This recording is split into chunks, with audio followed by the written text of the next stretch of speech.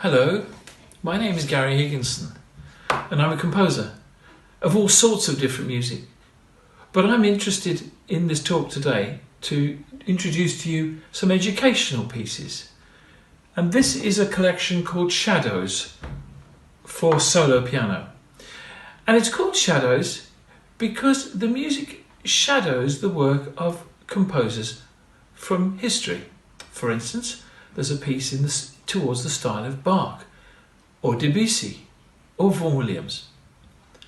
But the piece that I'm particularly interested in telling you about today is a minuet in the style of Fauré.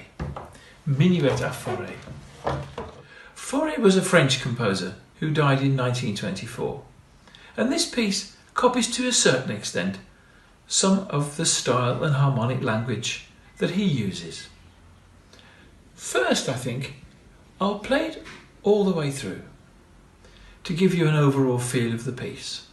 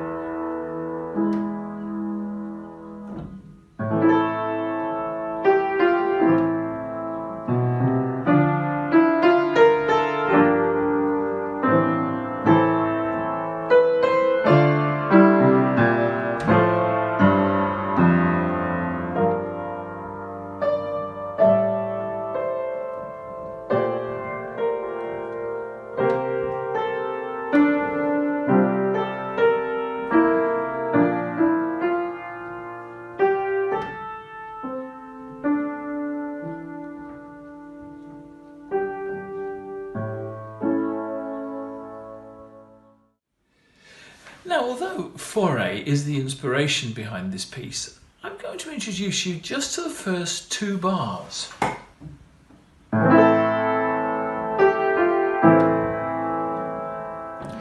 if you know anything about Elizabethan music, you may have come across John Dowland, who wrote a pavane called Lacrymae. It was an immensely popular piece during his lifetime and in the years following.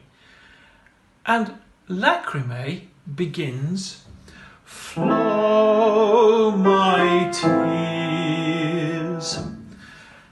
Now, I've used that phrase, as you've heard, several times in this piece. Of course, it's a sort of tune that could have been used by any composer.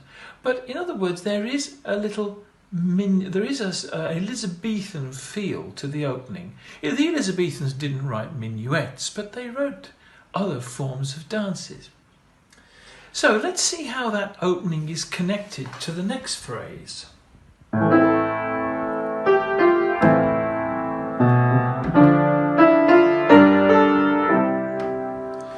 That gives us a 4-bar phrase, the usual pattern, especially in dance music.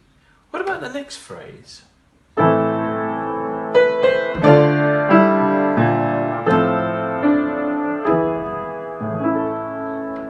It's 4 bars. But the final chord is a major chord. It's A major, and we started on an A minor chord.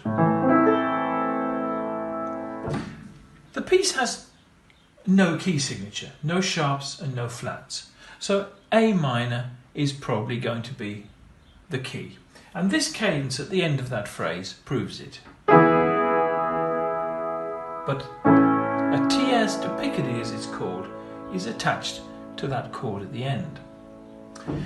Now the next phrase begins on the sort of chord that Fauré may well have used. I won't bother to try and analyse that, but then it resolves. But the next chord is another sort of Fauré chord. It's a ninth chord.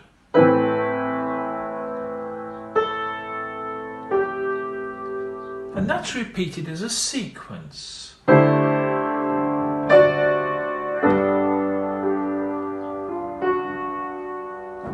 And again. Now all these chords are effectively dissonances. Ninths and sevenths and elevenths, and these are just the sort of chords that Fauré, an early 20th century composer of course, would have used. This particular phrase ends as like this.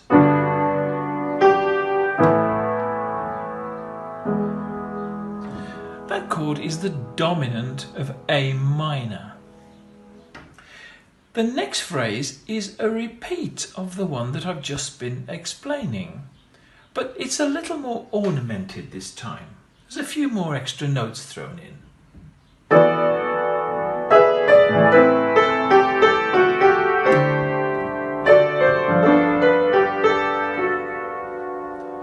And then it starts to dip down back to its original key.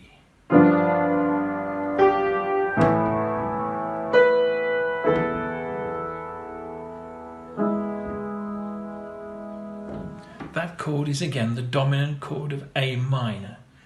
So we've investigated, as it were, some other keys, but we've come back to where we started. And indeed the next phrase begins as the piece began in the original key.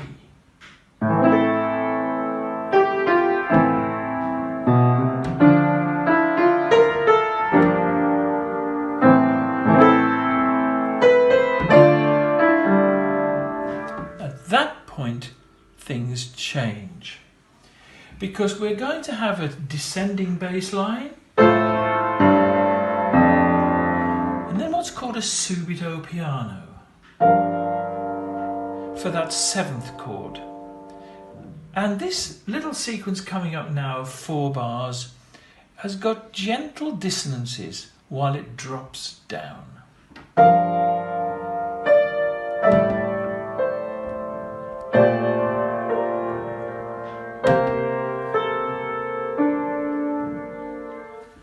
The final 4 bars are going to bring some sort of resolution, but perhaps not quite as you might expect.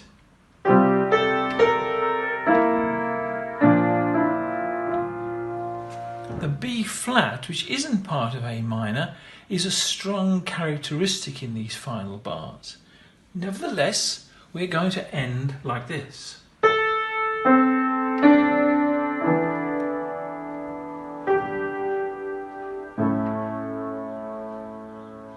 That's the chord of A major. Of course, you could say it's just the Ts de Picardy in a piece which is basically in A minor. That gives you some idea of the way the piece was put together, but I wouldn't like you to think that I'd sat down with a piece of paper in front of me and worked all that out and then simply written it down at a desk. That's not really how I compose. This was more of an instinct piece. And I think probably music is better when it's more instinctive, both to compose it and to play it. And these pieces are aimed at middle standard pianists who are perhaps experimenting a little bit with different types of music.